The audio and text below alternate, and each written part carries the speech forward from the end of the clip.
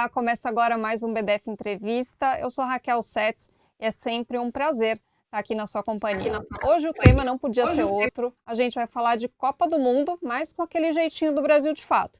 Então, em vez de analisar qual foi o melhor jogador ou o gol mais marcante, a gente vai falar dos aspectos geopolíticos do campeonato.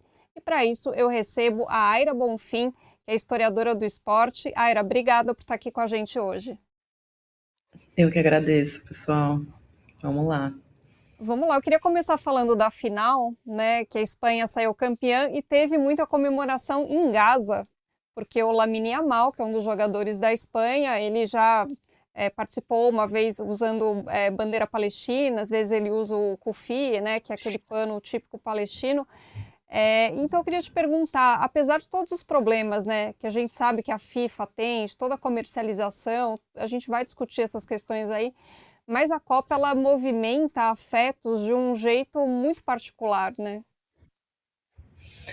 Sim, eu entendo que a gente vai se apegar em outros símbolos para além da parte técnica, né? Quando a gente está, principalmente, escolhendo nações que não são as nossas, né? Que foi o que aconteceu em relação a essa final, né? Argentina e Espanha. Então, as conexões são as mais variadas possíveis, né? Quando a gente vai medir as pessoas em torno da gente, seja uma conexão com a América Latina, seja uma conexão direta com o Messi, né, que é um dos maiores jogadores do mundo na atualidade, mas também há outros símbolos, né, que atravessam conexões políticas como essa, né? Então, quem são esses personagens na Espanha? Quais são as bandeiras que eles vão levantar?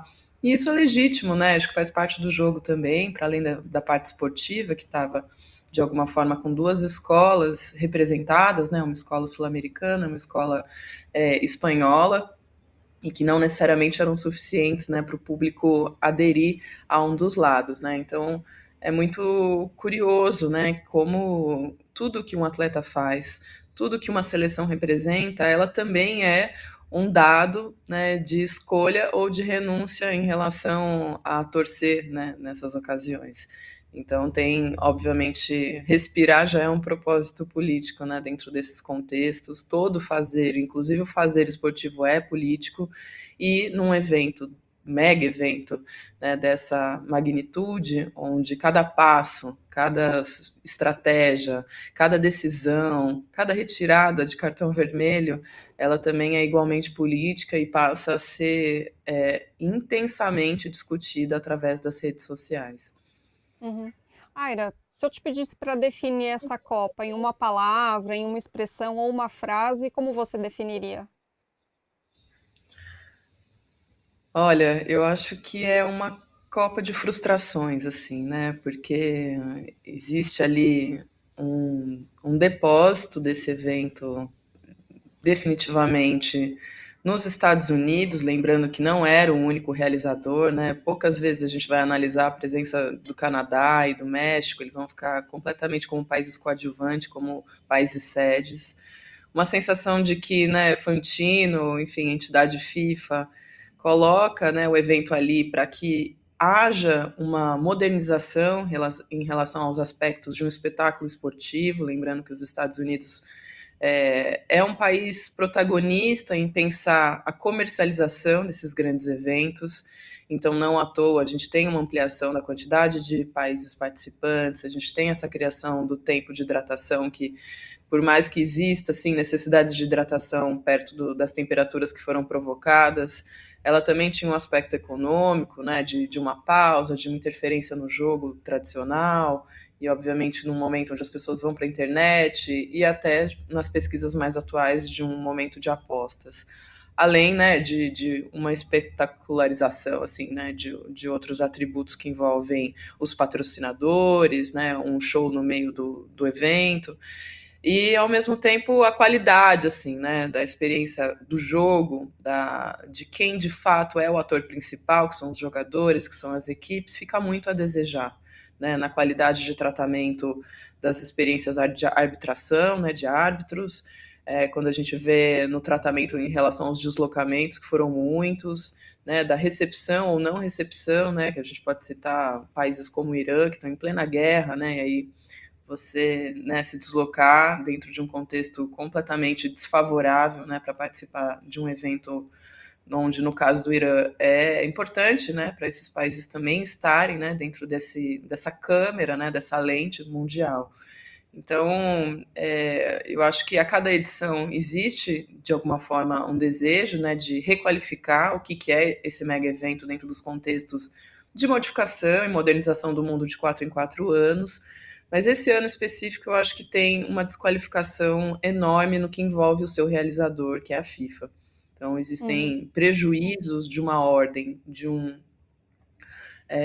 fator subjetivo que talvez nunca mais essa entidade consiga repor. E a Copa em 2026 ela acontece em um contexto de guerra e o principal país anfitrião é o país que está em guerra contra outro, né?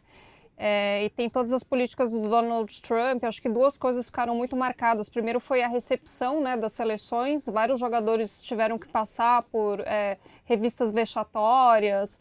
Teve um juiz somali que foi proibido de entrar também. E a questão do tratamento, né, da seleção do Irã. Eles acabaram sendo muito prejudicados. Queria que você comentasse um pouquinho melhor esses aspectos, por favor. Sim, eu acho que desde o nascedouro desse evento, né, em 1930, existe como uma expectativa um evento esportivo, né, que vai congraçar ali identidades de países e lembrar que isso nunca é fácil, né, o que é ser parte de um país, né, acho que a própria Espanha representa um pouco isso, né, de um país que ainda em 2026 você tem muitas vertentes separatistas e de alguma forma essa unidade nacional ela não é total, ela não é totalmente legítima, né, identitária. E nesses esforços, né, obviamente que em torno de um jogo, quase que de uma brincadeira de adultos, né, é muito curioso como é, tenta se protagonizar ou se tem uma grande ou única oportunidade de projetar nações que por vezes estão muito distantes da gente, né? Isso pensando ali no século XIX, né? Então é um evento que é quase centenário, né? A edição próxima vai ser uma edição centenária, mas que ao mesmo tempo ela não está alijada, né, de todos os acontecimentos que envolvem essas mesmas nações, né? Então, o que antes poderia ser um encontro, né, de projeção de paz, né, de um modal onde você quer desejar um ambiente sociogeográfico, político melhor para todas essas nações a partir do jogo, isso foi colocado por terra na edição desse ano, né, onde as nações competidoras não foram bem recebidas, onde os grupos de torcedores, e nesse caso não só torcedores, mas também consumidores, né, dessa experiência turística e de um mercado, que é o que se tornou um mega evento, também não foram bem tratados, né, mesmo que pagando ingressos, né, de valores exorbitantes.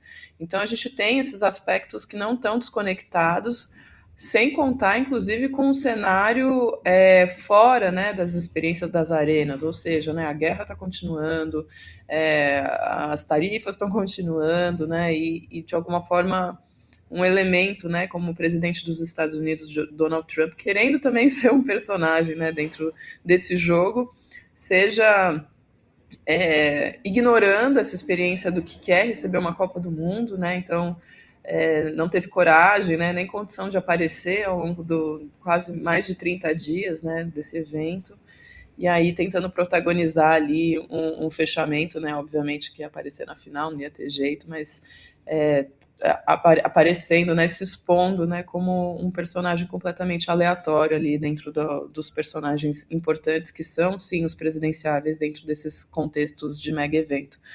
Então, expõe que pouco se evoluiu e acho que muito pelo contrário, muito se perdeu em relação a uma qualificação dos personagens e nações participantes quando se pensa uma Copa do Mundo.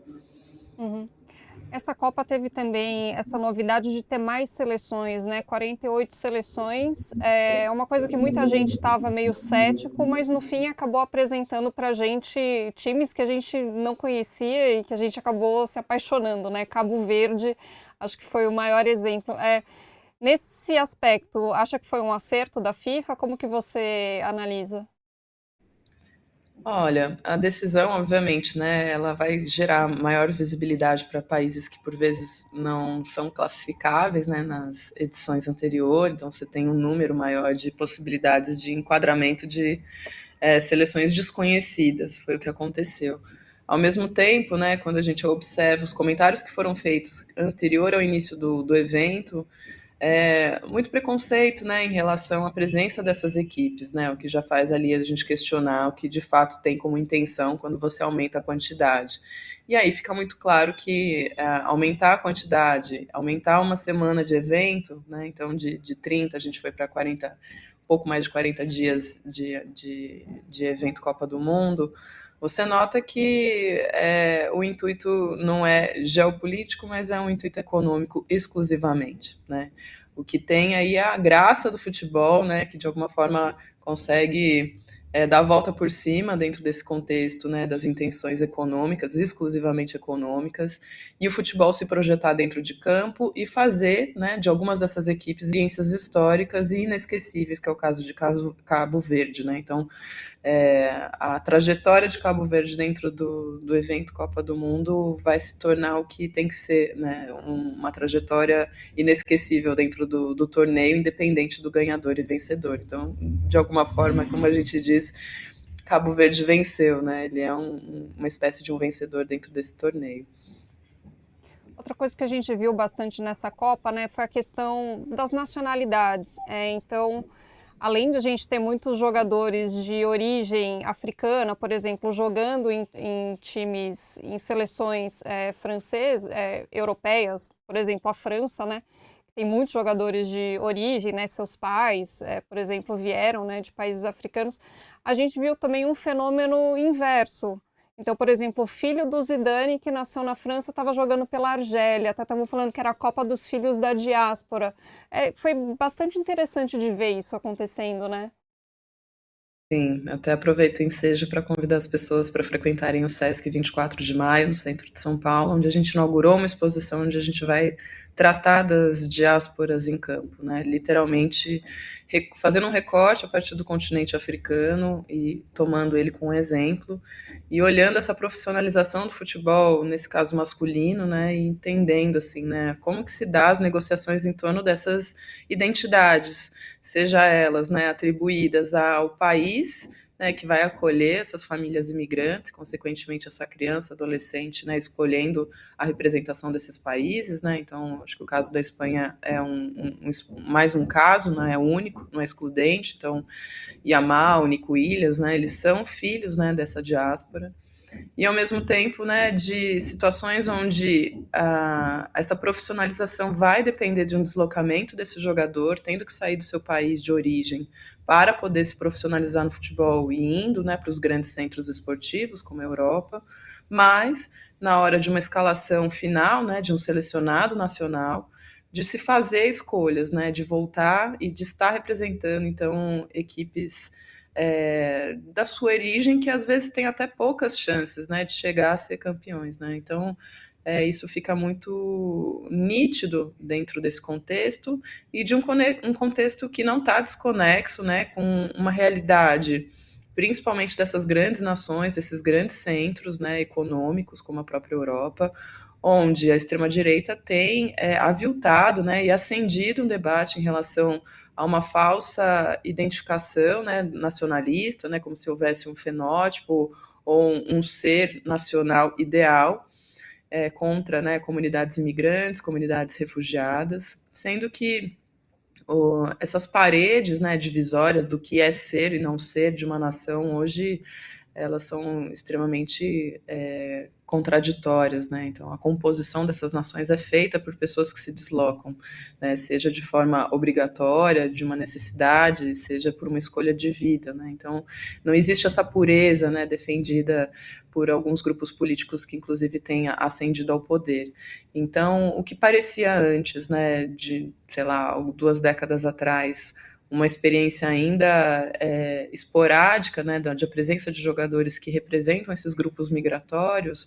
Hoje a gente já tem dados, né, então o CIES é um banco de dados que olha para esses jogadores expatriados, assim que a gente chama, né, que tem que sair e se apresentar profissionalmente em outros países, como quase metade da composição dessas seleções participantes, né? Então a gente está falando de mais de 40% dos jogadores que têm essas origens migratórias ou de refúgio, ou que mesmo tendo uma nacionalidade, né, no seu país, tem um histórico familiar, né, que é extremamente diversificado, pensando os países e continentes de sua representação.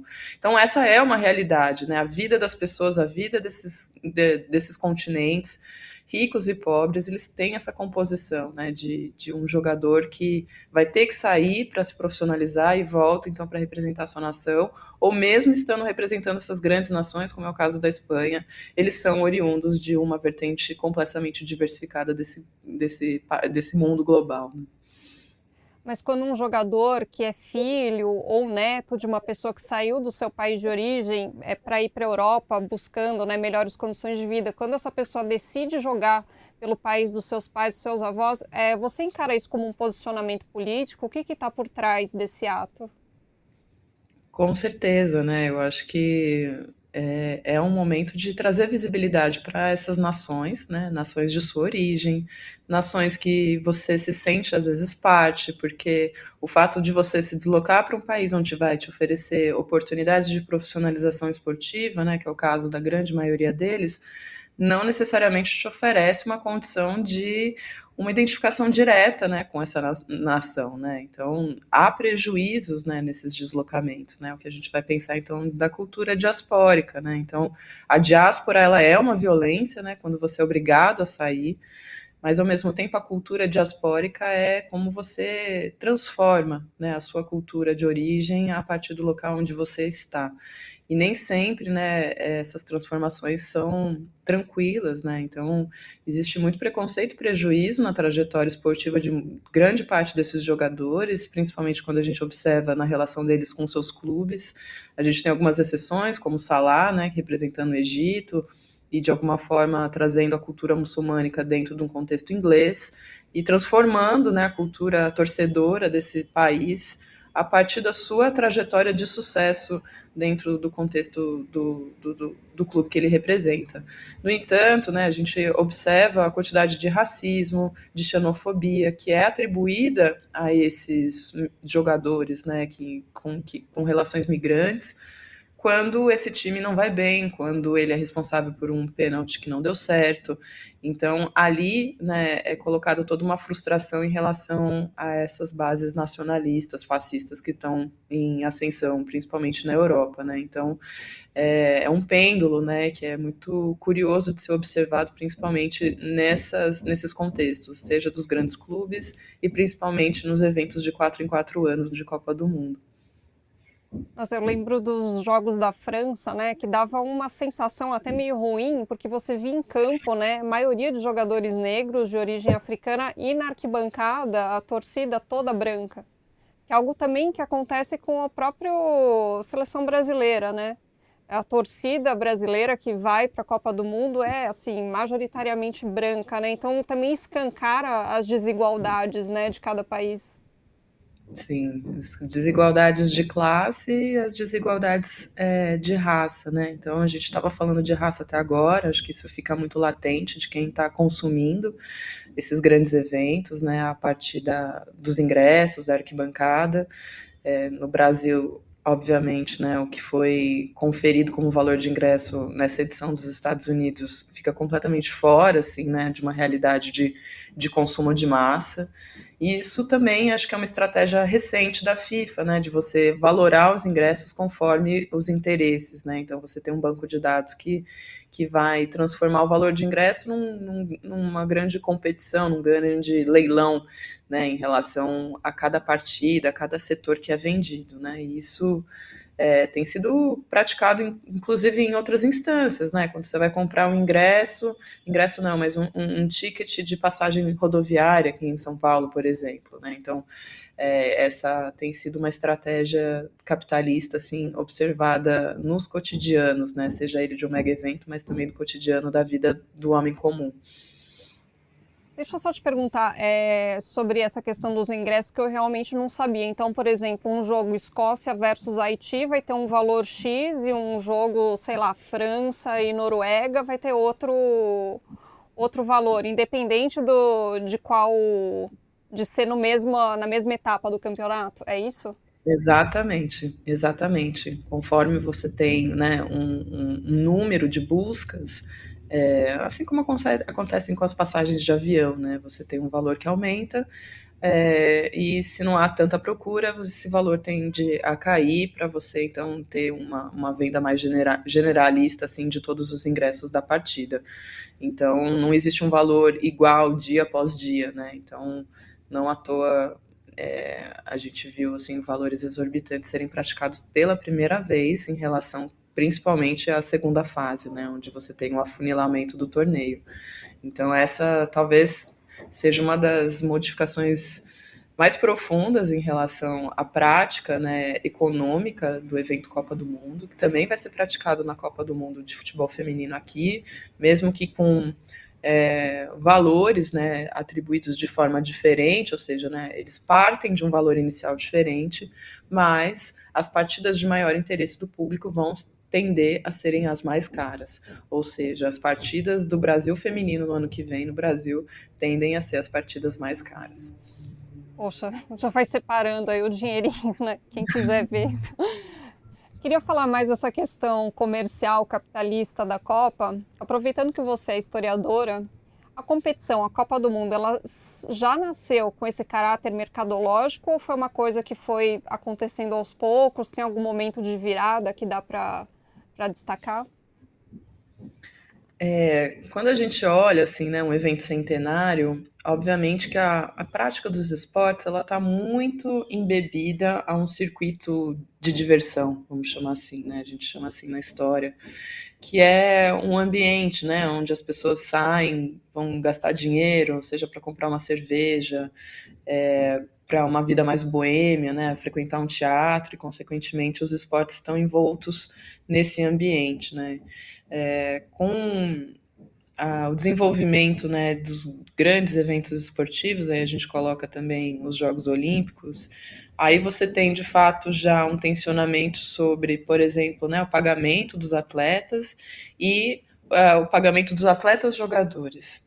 E aí é muito curioso pensar que a história de divisão das entidades FIFA e do COI, nesse caso, né, o Comitê Olímpico Internacional, eles se dão um pouco sobre uma falta de consenso em relação a isso, né? Então, na década de 30, você já tem um início de uma profissionalização do futebol, não só no Brasil, mas no mundo, enquanto que se espera dos atletas que praticam, né, os esportes que existiam, né, as modalidades que existiam dentro dos Jogos Olímpicos, um certo amadorismo. Amadorismo, nesse momento, se diz de uma relação onde não envolve dinheiro. Né, esses jogadores vão competir exclusivamente por amor, né, da onde vem essa palavra, o amadorismo, às competições.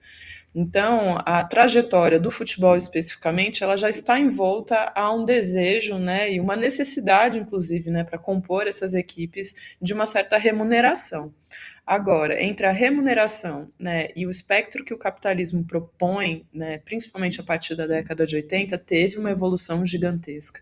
Então, obviamente que não um mega evento dessa natureza, realizado entre países, com deslocamento entre equipes e equipes, a gente não está falando só do time, né? A gente está falando de um conglomerado que envolve os torcedores, mas que envolve também suas equipes técnicas. Ela sempre foi muito onerosa, né, dentro desse evento Copa do Mundo. Então, a necessidade de já encontrar patrocinadores, né, de grandes parcerias, de reformas, né, de legados construtivos, isso vai sendo operado de 4 em 4 anos, desde a década de 30, mas especialmente assim, né, com a gestão do brasileiro, né, João Avelange, a partir da década de 70, ou seja, né, um brasileiro que vai assumir a presidência da FIFA, aí a gente tem assim uma mudança muito drástica assim do que se espera do futebol mundial. E o evento começa a ganhar uma natureza, né, de valores exorbitantes, mas nada, né, ele é um divisor de águas, mas nada comparado ao que está acontecendo agora, né? Então, essa é um pouco a diferença, né, entre os outros eventos esportivos e, obviamente, né, que o próprio os Jogos Olímpicos não conseguiram segurar os seus atletas sem receber, não seria nem possível, né, na logística, né, no tensionamento que exige, né, ser o topo da pirâmide, ser o melhor do mundo nos dias de hoje. Mas definitivamente, né, se a Copa do Catar ela já foi uma Copa muito estranha, né, de um país sem nenhuma tradição de receber o evento, né, dentro de ambientes onde operava-se com muito dinheiro, ou seja, né, a sede era uma sede que oferecia condições, né, para tornar esse evento ainda maior na construção dos seus estádios, né, no que seria oferecido ali para o público participante.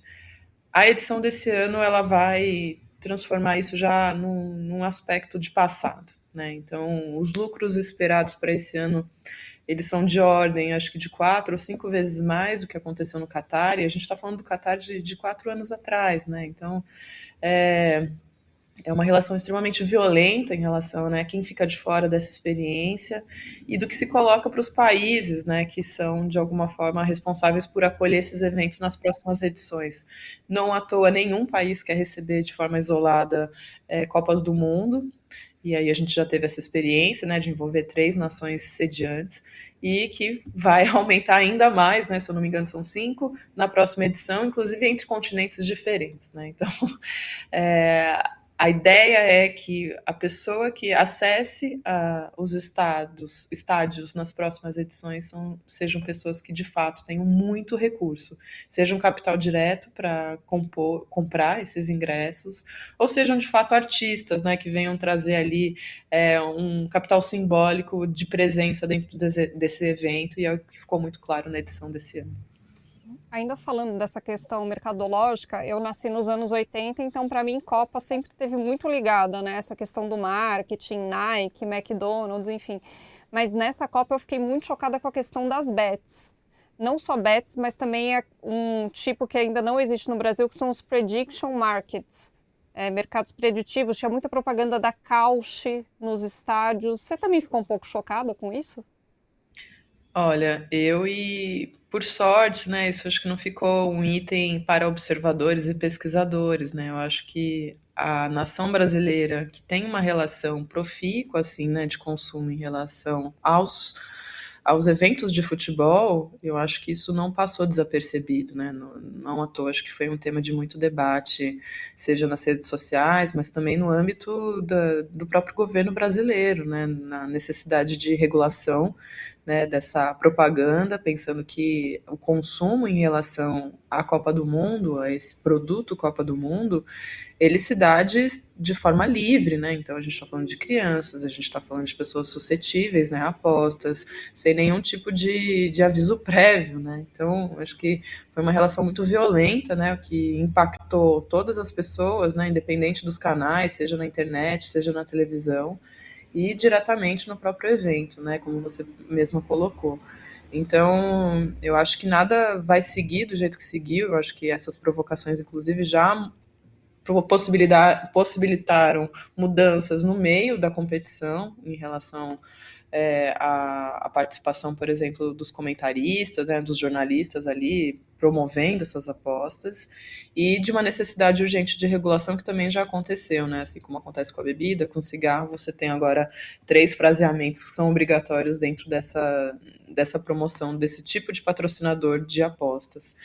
No entanto, quando a gente imagina, né, que a gente já chegou no fundo do poço desse envenenamento, ou seja, né, de um futebol que não se reconhece mais sem a presença das bets, a gente sempre tem notícias que vão sendo ainda mais desqualificatórias, né, dessa relação do capital com o esporte, né? Então, recentemente a gente teve o caso do Clube do Corinthians, que vai estampar na sua camisa, né, um site de prostituição e, enfim, vai encontrar as justificativas mais exacerbadas assim para justificar isso, né? Então, pensar que são as crianças, né, que se relacionam desde a da sua infância, né, com essa experiência esportiva, né, com esses torneios, eu acho que isso coloca um alerta vermelho, assim, um alerta de todas as cores para entender o que está acontecendo, né, em relação à promoção e à grandeza, né, especulativa econômica que se tornou esses grandes eventos. Se antes a criança assistindo nos anos 90, né, ela acabava relacionando a Copa a uma casquinha ou a um tênis da marca X, agora está relacionando com aposta, né? É complicado. Aposta e prostituição, é só isso. Pois é. Queria dar nome aos bois, inclusive, foi a Cazé TV, né, que estava dando dicas, entre aspas, de apostas. O Brasil, de fato, fez um levantamento, 61% dessas dicas as pessoas que seguiram perderam. Foram 61% eram dicas que levaram as pessoas a perderem. E aí foi acionada a justiça e a justiça mandou parar, né, de fazer esse tipo de propaganda, considerada uma propaganda abusiva, né? Eu queria te perguntar justamente sobre a Cazé TV, que a princípio parecia, nossa, uma descentralização, né, no YouTube, mas foi uma transmissão bastante problemática, né? O que você achou, assim? Eu acho que se tinha algum aspecto de uma certa liberdade, libertinagem até em relação a promover, né, a narração e comentários do futebol, acho que isso já se caiu por terra, né? Então, ela já é longe de ser uma empresa independente, né? Acho que o Cazé já provou isso, né? Que todo recurso ali, né? E não é pouca coisa, né? Não é mais uma estrutura amadora, né, que vai conceber essa liberdade, muito contrário, né, uma liberdade que já foi especulada, tem um valor de mercado e já foi vendida. A gente observa isso para, inclusive, dar conta, né, de fazer uma cobertura integral de Copa do Mundo, coisa que aconteceu de forma inédita aqui no Brasil, né? A Globo sempre operou com a compra de todas as partidas, né? E aí o evento não só cresceu e a Globo, inclusive, ficou com metade da aquisição de jogos nessa ocasião. A gente também teve a presença do SBT. E é isso, né? Acho que ficou só uma estética, né, diferente em relação a trazer ali informações sobre as partidas, sobre as matérias feitas durante as partidas. Mas, enfim, né, esse comprometimento com a liberdade ele já foi vendido há muito tempo, né? Então, eu chamo, sim, o aspecto sobre esse descomprometimento, né, de pensar quem é o público que está do outro lado. E também faço um chamado de observação que isso não passou desapercebido das outras emissoras, né? Então, a Globo também tinha pelo menos, acho que, duas marcas, sendo que uma é dela, né, uma marca de bet que aparecia de forma intensa, assim, né, nessas propagandas, obviamente sem essa mediação dos comentaristas em relação às apostas, e também faço essa observação em torno de outros ambientes, né, como o próprio ambiente da cidade, né, então hoje em São Paulo, se você pega um ônibus público, né, as cadeiras desses ônibus, se você notar, tá com uma divulgação de bets que estão diretamente vinculadas a um patrocínio com a Prefeitura de São Paulo. Quando você desce, né, dentro de um terminal de ônibus, você vai ter painéis, né, de divulgação de bet também que foram autorizados e em parceria com a Prefeitura de São Paulo. Então não são só, né, o âmbito privado que está envenenado, mas também o âmbito público. Então, enquanto a gente já está discutindo, né, que não existe nos campeonatos nacionais, principalmente, né, um futebol sem a presença de bet, eu acho que logo menos a gente vai ter uma prefeitura, né, ou uma ordem pública, né, de pensar os seus patrocínios ou suas relações, né, de recurso financeiro que vai dizer o mesmo, né, ou seja, a gente tem uma atenção que deve ser mediada em qualquer aspecto da nossa sociedade, inclusive do âmbito público. Uhum. Queria comentar um outro aspecto, que aconteceu principalmente na Cazé TV, mas a ideia não é falar especificamente disso. Explicando melhor.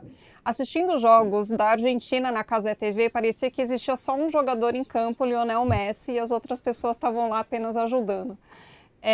Isso reflete alguma mudança na maneira como a gente encara o futebol? Deixou de ser encarado como um esporte de equipe, passou a ser um veículo de grandes estrelas? O que isso revela sobre o momento atual do futebol?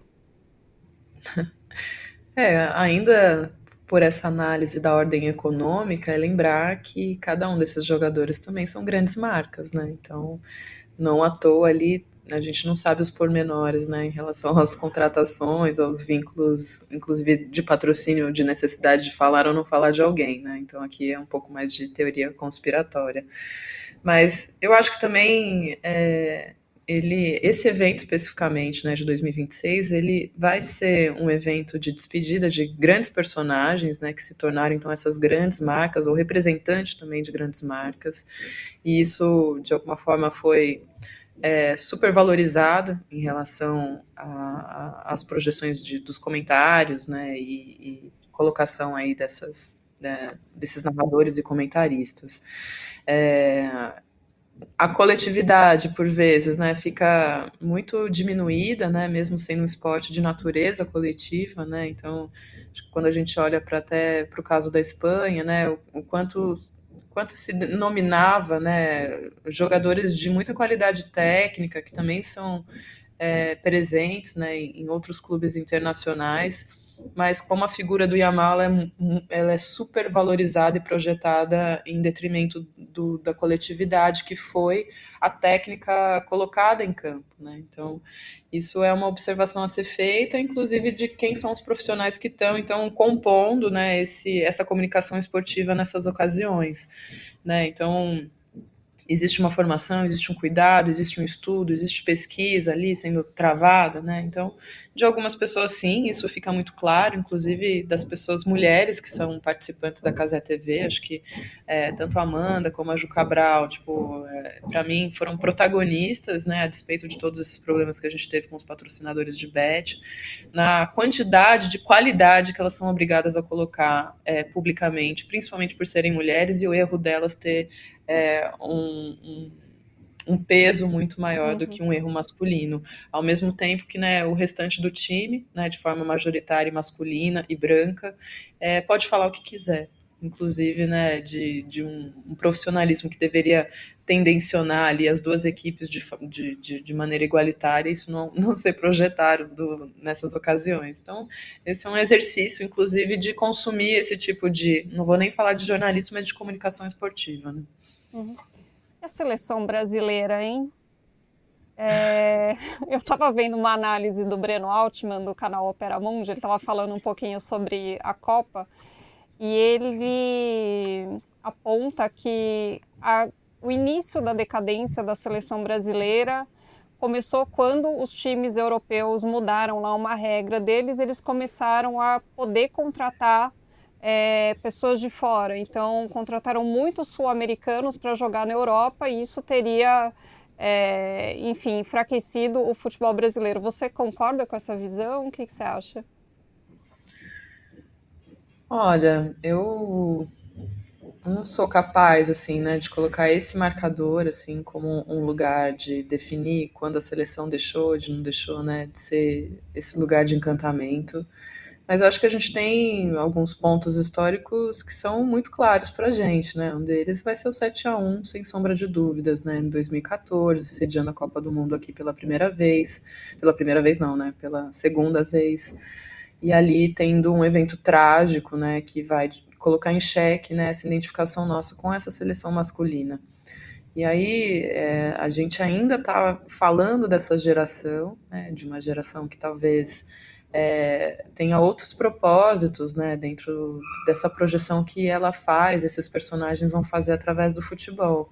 Então, se antes, né, vestir a camisa amarela por si só já era um orgulho, né, hoje, dentro do desejo e dos objetivos desses jogadores, existem outros projetos de vida, né? Então, se tornar uma celebridade, ganhar muito dinheiro e, de alguma forma, fica em segundo plano, né, a representação nacional.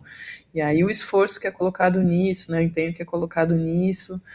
Então, para mim, né, a gente perdeu o encantamento a partir desse evento e eu acho que a gente finaliza, talvez, com a edição de 2026, né, o encerramento dessa geração e talvez abrindo uma porta inaugural do que há de possibilidade do que queremos ser, né? Acho que as escolas estão aí, seja numa análise mais técnica, né, de que tipo de futebol a gente está formando no Brasil, se é um futebol exclusivamente de exportação, que aí vai em conexão com o que você me traz, né, de um futebol que não é pensado para ser uma técnica, né, de um futebol arte, que era a maneira como o Brasil era reconhecido internacionalmente, né, que tem um aspecto também de uma cidade que a gente perdeu, ou seja, então se os meninos aprendiam esse futebol fora das escolinhas, nas ruas, brincando, isso não acontece mais, e de uma escolinha que está criando e formando, né, tecnicamente esses jogadores para exportação.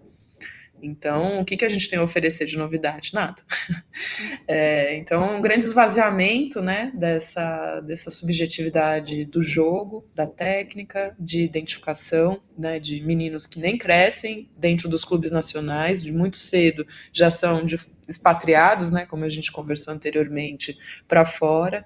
Então, que isso, né, gera uma desconexão nacional.